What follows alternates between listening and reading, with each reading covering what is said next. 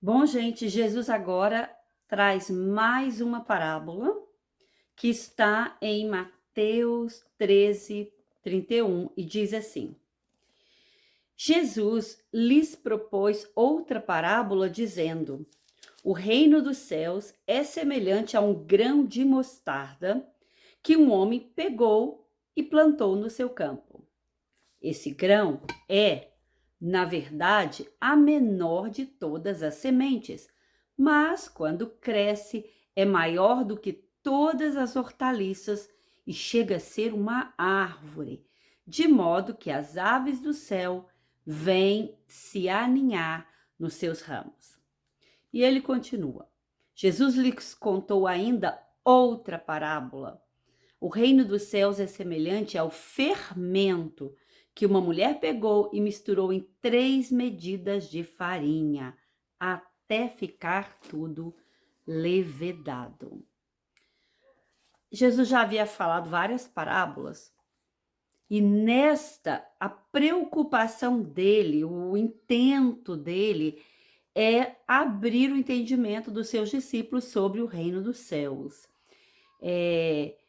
Esse entendimento até hoje é complicado na cabeça de muitos crentes que esperam um reino grande no sentido de poderoso aos olhos dos homens. E não é bem isso que Jesus ensina, não.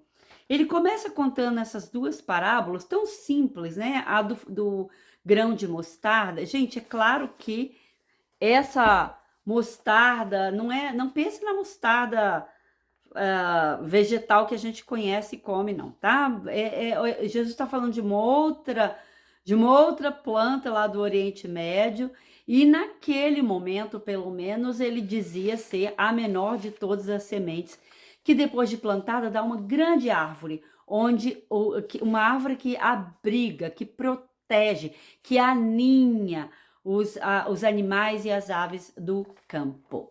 E ele fala também do fermento. Então, uma parábola, ela é agrícola, ela está falando, né, especialmente para o povo daquela época que entendia muito da agricultura local, é claro, e antiga.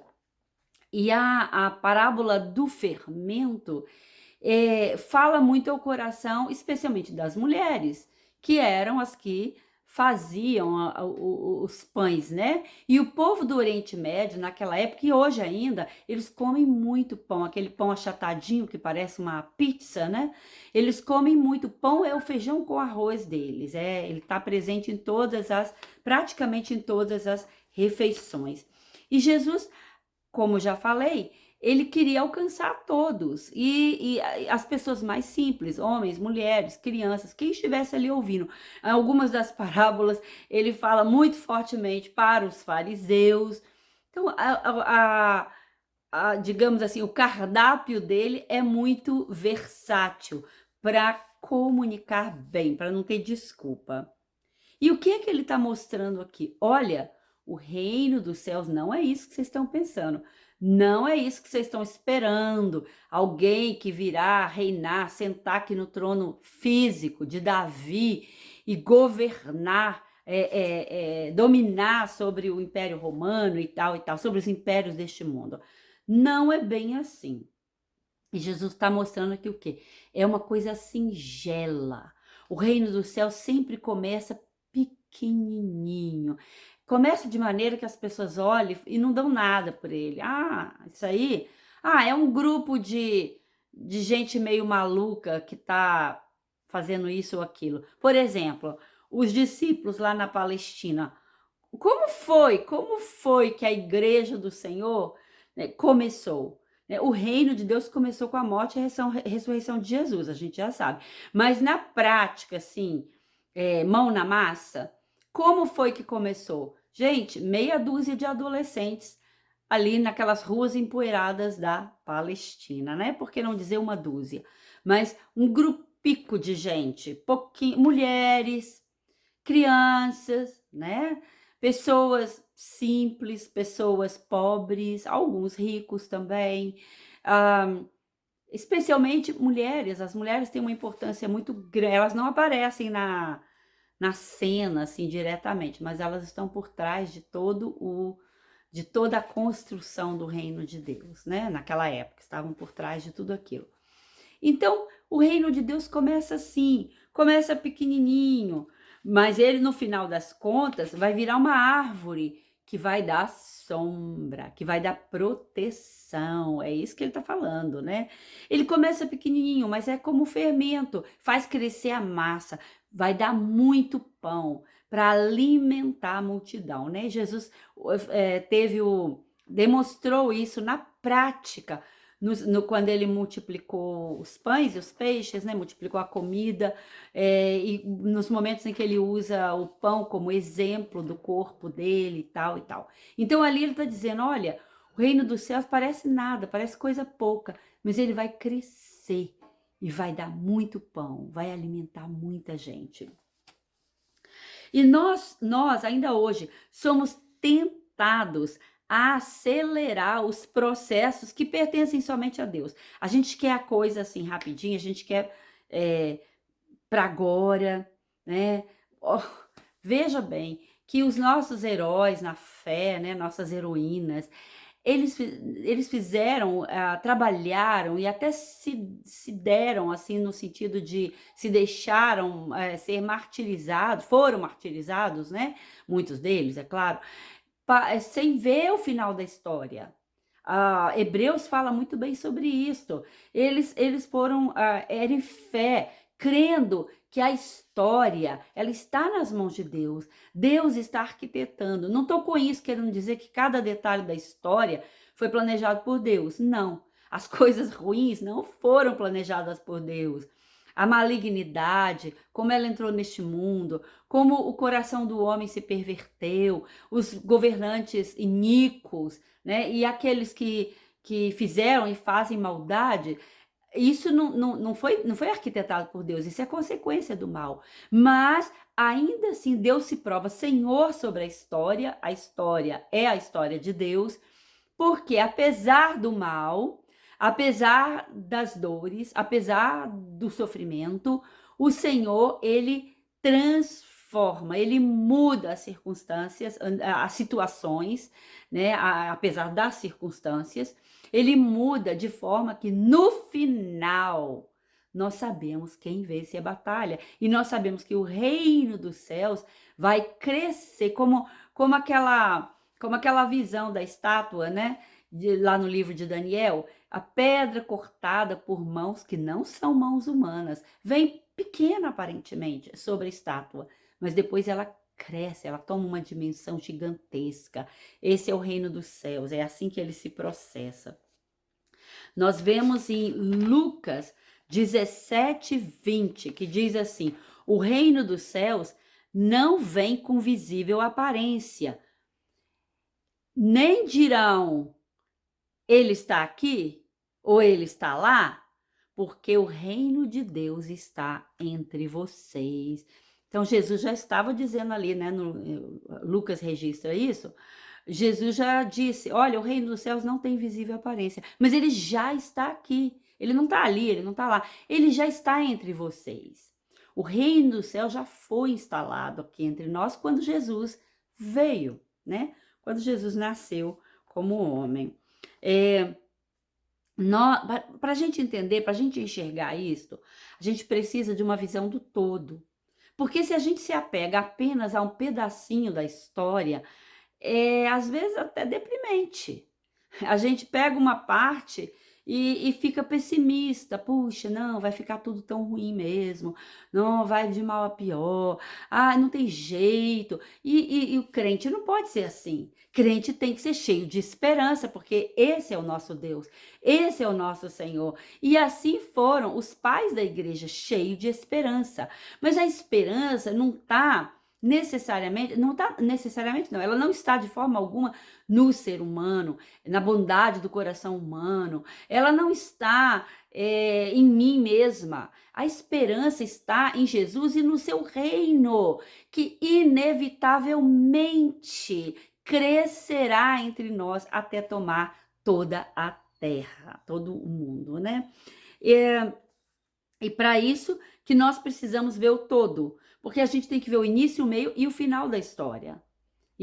E desta forma, a nossa compreensão cresce e nós sabemos para onde a história está indo. Nós conseguimos enxergar Deus por trás de tudo, arquitetando, trabalhando, movendo as pedras para que, em muitos aspectos, a sua vontade seja feita. Nem sempre a vontade de Deus é feita aqui, né, na vida das pessoas, já falei, por causa do mal, do pecado, mas a vontade o plano final de Deus, ele sim se realizará, né? Isso é fato. E aqui em Deuteronômio 7, 6 diz assim: o Senhor os amou e os escolheu, não porque vocês eram mais numerosos do que outros povos, pois vocês eram o menor de todos os povos. Lá em Deuteronômio, né? O Senhor falando que, olha, você, Israel, tudo começou com Israel, como eu já falei, né? Tudo começou com um grupo de. Primeiro lá atrás, né? A história antiga de Israel, antes de Jesus, o Egito e tal, e tal, e tal, depois Jesus. E lá atrás, em Deuteronômio, Deus está falando: olha, eu escolhi vocês, vocês são os menores. Os menores, não pense que é por vocês. É porque eu sou mestre em pegar coisas frágeis, coisas pequenas, coisas que não são, para mostrar ao mundo o meu poder, né? Estou parafraseando Paulo. Para mostrar ao mundo o meu poder. Porque vocês são escória, vocês são nada, vocês são como esterco. Mas não olhe para isso. Olhe para o fato de que eu sou um Deus que faço de um grão de areia, que faço de um vermezinho, no caso, o vermezinho de Jacó, né?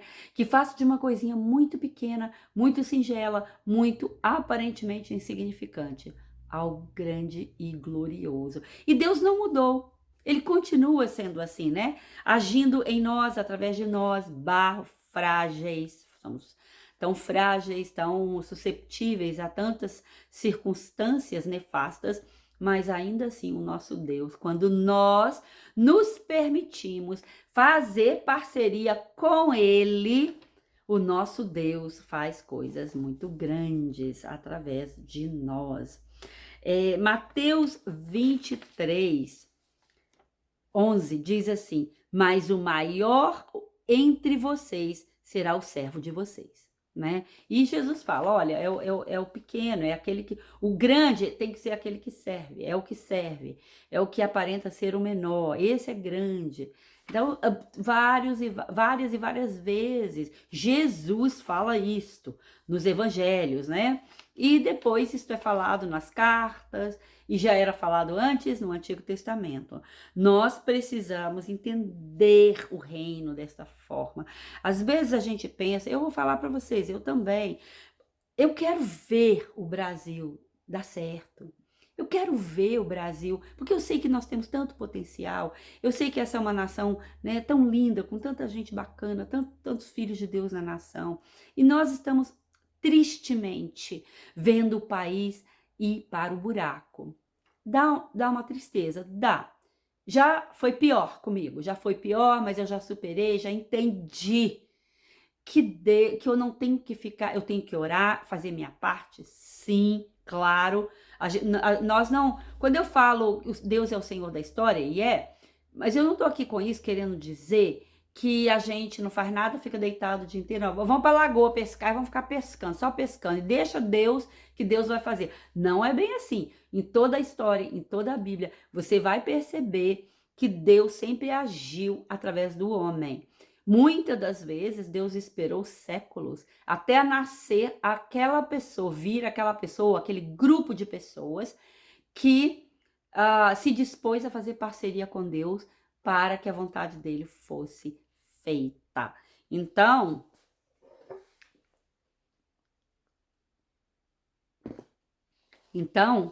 não é assim, não é Deus é o Senhor, Ele é soberano, mas Ele espera ação de nossa parte, ação juntamente com Ele, né? Parceria na história, nos meandros da história da humanidade, da história de Deus aqui na Terra, né? Lucas 22, 25 fala: os reis dos povos dominam sobre eles, e os que exercem autoridade são chamados de benfeitores. Mas vocês não são assim. Pelo contrário, o maior entre vocês seja como o menor, e aquele que dirige seja como o que serve. Ou seja, mais uma vez, né? Olha, você não fique olhando para grandes, com expectativas em políticos. Então, era isso que eu estava falando antes, né? Que a gente fica triste pelas coisas que a gente vê, mas ao mesmo tempo, meus irmãos, eu estive já pensando, meditando, orando, mesmo nessa situação do Brasil. Olha, Deus é Senhor. Nós temos clamado, nós temos pedido. Eu tenho que confiar que o Senhor não está inerte. É minha parte, é orar. É minha parte, jejuar, para que a vontade do Senhor seja feita o mais rápido possível, para que eu não tenha que esperar 100 anos, né? Destrói tudo. Aí depois daqui a 100 anos aparece um grupo que vai orar, jejuar. Não, 100 anos aqui eu estou exagerando, né? Estou chutando, mas vocês entendem o que eu quero dizer? Não, o tempo é hoje, o tempo é agora. Então vamos fazer parceria com Deus lado a lado para que a história da nossa nação seja mudada. No entanto, ainda que a história da nação seja mudada no sentido de reverter muitas das coisas ruins que estão no nosso país, nós sabemos que no final as nações todas se levantarão contra o Senhor, o sistema deste mundo todo se levantará contra o Senhor e contra o povo de Deus. Então nós sabemos disso. Podemos, talvez, quem sabe, não sei, atrasar um pouco esse processo? Não sei, eu espero. Atrasar como? Clamando pela misericórdia do Senhor, impedindo que o mal haja com tanta força enquanto nós estamos vivos, né? Enquanto eu estou como sentinela na torre de vigia, né? Eu e você. Então, está no nosso turno. Este é o nosso turno. Não vamos permitir que o inimigo arrombe os portões e as muralhas da cidade enquanto nós estamos de sentinela. Não, enquanto estamos aqui, vamos clamar e impedir, pela graça e poder do Senhor, impedir que o mal seja tão terrivelmente maligno, né? Mas entendendo o processo todo, para onde a história está indo e como as coisas acontecem. Os discípulos, eles não entendiam isso. Eles foram entender bem depois, porque eles tinham expectativa, eles queriam um reino aparente, um reino visível. Era difícil para eles entender que o reino começa como uma semente, um grãozinho de mostarda. Era muito difícil, eles não conseguiam ver, estavam cegos, né? Estavam nublados.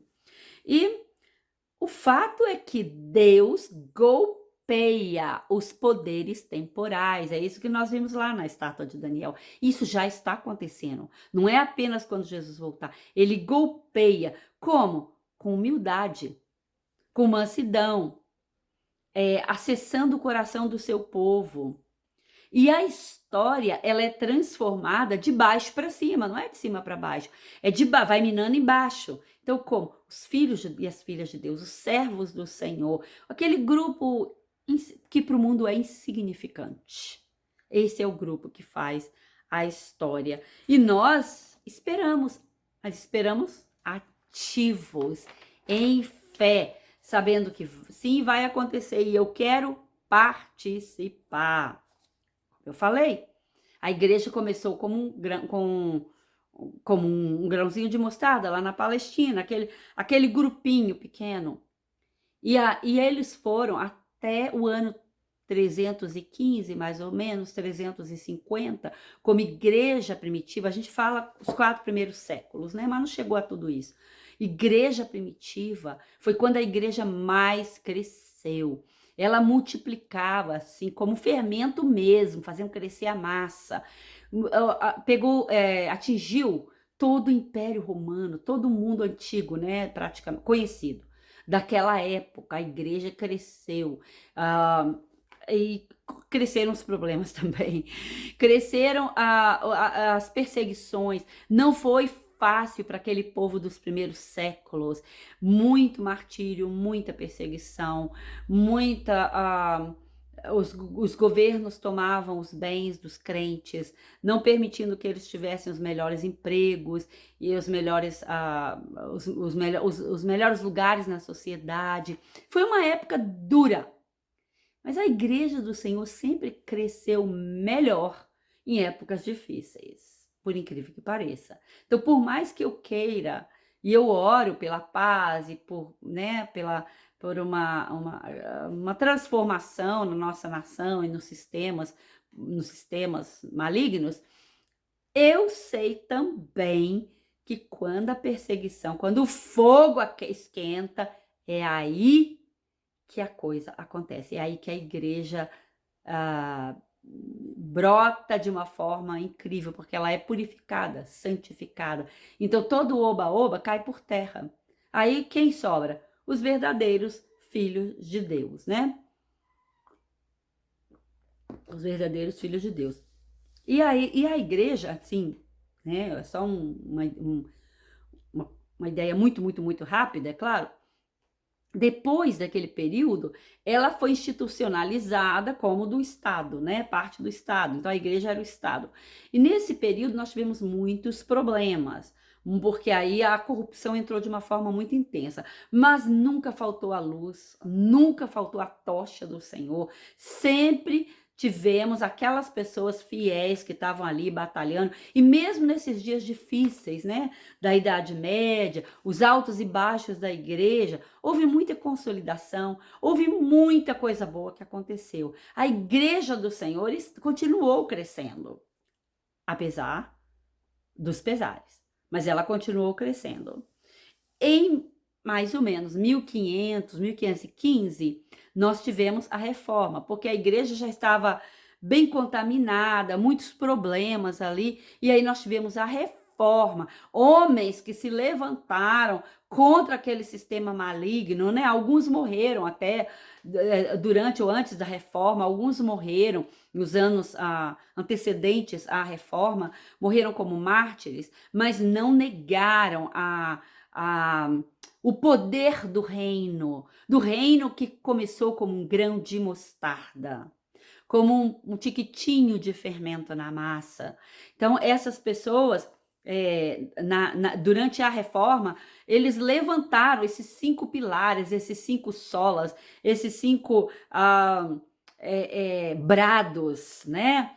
Somente as escrituras, nada mais, nada além das escrituras. Somos guiados somente pelas escrituras, somente a fé em Jesus Cristo, somente a graça de Deus, somente Cristo, Jesus Cristo, somente a glória de Deus, né? Esses solos que são até hoje falados e a gente continua crendo desta forma. Então, veio a reforma, mudou a história da Europa, consequentemente dos Estados Unidos também. E durante aquele período, e logo após o período da reforma, a, a cultura ocidental, ela foi forjada ali.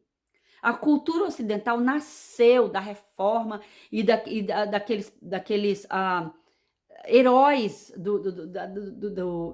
dos anos de 1500, 1600, por aí, né? Heróis na fé.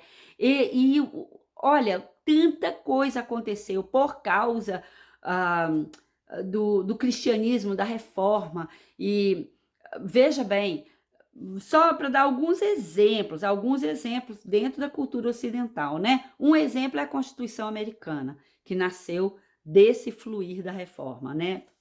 De Calvino. A enfermagem, primeira enfermeira foi uma cristã, a mulher que criou a enfermagem. A escola pública não existia, foram os cristãos. O reino de Deus. Porque o reino de Deus não é, gente, não é subir na nuvem com uma harpa e ficar cantando. O reino de Deus é trabalho, o reino de Deus é mudança de mente, mudança de coração, é conversão. O reino de Deus é isto. sermos arautos da bondade, da verdade, da justiça, da integridade. É isso que é o reino de Deus, que está tudo centrado, né, centralizado em Jesus. Ele é o ícone, ele é o cabeça de tudo isso. Mas tira essa ideia religiosa de reino de Deus. Reino de Deus é quando a gente ensina uma criança. O reino de Deus é quando a gente conversa com uma pessoa, consola uma pessoa, quando a gente ri com amigos, quando a gente come junto. O reino de Deus é quando a glória de Deus se manifesta. E ela se manifesta como? É desta forma. É no nosso viver diário. Mas é um viver diário em santidade, sem corrupção, né? Um viver diário do bem. E isso é o reino de Deus. Isso é o reino de Deus, né? Então, ó, o cuidado com os hospitais, o cuidado com os doentes, da forma como nós cuidamos hoje, nasceu dentro da reforma, dentro do projeto de reforma. As universidades, a Cruz Vermelha, o cuidado dos necessitados, a liberação da mulher, a família como a gente vê hoje, a economia, até recentemente, né? Até nas aulas de economia, eles estudam um grande autor que nasceu, né? Suas teses vieram da fonte da reforma. Então, a reforma, basicamente, ela esculpiu a cultura ocidental que nós vivemos, que nós temos hoje, que neste momento está sendo grandemente corroída e destruída. Aí já é outra história, né? Mas durou aí 500 anos de cultura ocidental. Isso vem de onde? Isso é um reflexo do reino de Deus. Não estou falando que a cultura ocidental é o reino de Deus, mas ela tem reflexos do reino de Deus, porque bebeu na fonte da palavra do Senhor. Depois da reforma, lá pelo ano de 1727, nós tivemos um grande avivamento dos moravianos. Eles fizeram uma reunião de oração que durou 100 anos, um pouquinho mais que 100 anos, e eles foram fortes na área de missões, enviaram pessoas para o mundo inteiro, e aí começaram os movimentos missionários, não que não houvesse antes, mas eles foram tomando intensidade, né, nesse período, tomando forma, e pessoas indo para os 4 cantos da terra para falar de Jesus, para converter os pagãos, para levar o reino de Deus. Muita coisa, muitos resultados nós tivemos dessa reunião de oração, desse grupo moravianos, né? Depois nós tivemos lá pelos anos de 1800 e alguma coisa, os avivamentos, o mover de Deus na Inglaterra, John Wesley e outros, né? John Wesley, aliás, foi excelente na liberação da mulher. Então a mulher teve voz com ele, podia pregar, podia ministrar, ele deu um espaço para a mulher que não era dado até então. Por quê? Bebendo da fonte da palavra. Esse é o reino de Deus, é um reino de homens, de mulheres, de crianças, né? De pessoas de todas as idades, todas as tribos, raças, línguas, nações. Esse é o reino de Deus. É um reino de diversidade, de pensamentos diferentes. Meus irmãos, sempre eu falo isso, né? A gente não pode ter pessoas ao nosso redor que pensam igual a gente. Nós temos que ter pessoas que pensam diferente, tendo os mesmos valores, né? Isso aí é fundamento, os mesmos valores, mas olhares diferentes, porque isso nos enriquece. Senão a gente fica... a gente congela, a gente fica travado, cristalizado nos nossos pensamentos, a gente não é desafiado a novas ideias, novos pensamentos, a gente para de crescer, né? Para de crescer. Por isso que o crescimento está no jovem. Mas uma pessoa velha, ela pode ter o espírito jovem também, se ela se desafiar a continuar crescendo, mantendo sua mente limpa e aberta para ouvir, para aprender sempre, né? Até depois que a gente morrer, a gente vai aprender. E depois nós tivemos, né, depois da Inglaterra, ainda na Inglaterra, em 1904, grande avivamento na Escócia, que começou com quem? Com pessoas que trabalhavam em minas de carvão, gente simples. Muitos desses avivamentos, reuniões de oração, começaram com crianças, com adolescentes, com gente, vou botar aqui, né, insignificante, gente que não tinha valor na sociedade, mulheres. E ali começou. Agora, os avivamentos foram bênção de Deus para quê? Para purificar, para santificar. Qual é a primeira coisa num avivamento? Confissão de pecados. confissão de pecados, busca por santidade, né? E unidade. Isso aí é fundamental, unidade, né? Quando não tem unidade, não adianta. Deus não ordena a bênção dele. Então, nós tivemos em 1906 o famoso avivamento da Rua Azusa, lá na Califórnia, que começou com um filho de escravos. Um filho de escravos lá nos Estados Unidos, numa época de grande segregação racial, de muitas complicações, muitas convulsões sociais na sociedade, né, na cultura americana daquela época. E ali teve um grande avivamento que deu início aos movimentos pentecostais e outros pequenos avivamentos, grandes avivamentos ao redor do mundo acontecendo nos últimos séculos. Tudo isso redundante de quê? Desse grão de mostarda, desse pouquinho de fermento na massa. Não apenas, porque eu estou mencionando aqui avivamentos, porque eu creio que nós teremos ainda mais, pelo menos um avivamento, assim, não vou dizer no mundo inteiro, não sei, mas de uma amplitude maior, mais relevante, né? Antes de Jesus voltar. Mas eu não sei, tá, gente? É o que eu acho, né? Ouvindo um, ouvindo o outro, é o que eu entendo. Seja como for, né? O reino do Senhor, o reino dos céus, já está aqui no nosso meio. É o já, mas não ainda, que eu falo sempre. O reino já está aqui. Jesus já está sentado no trono de Davi. Ele já está sentado à destra de Deus. Não é apenas o trono de Davi, é o trono dos céus, é o trono do universo. E ele já está. Mas não ainda, porque enquanto ele não voltar, o mal ainda atua, né? Atua de forma intensa aqui na terra, porque como diz a Bíblia, o diabo ele está desesperado, porque ele sabe que pouco tempo lhe resta.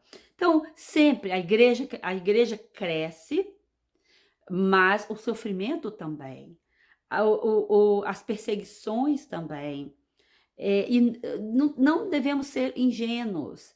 Nós teremos muitas perseguições pela frente. Logo, eu creio, logo. Não vai demorar tanto.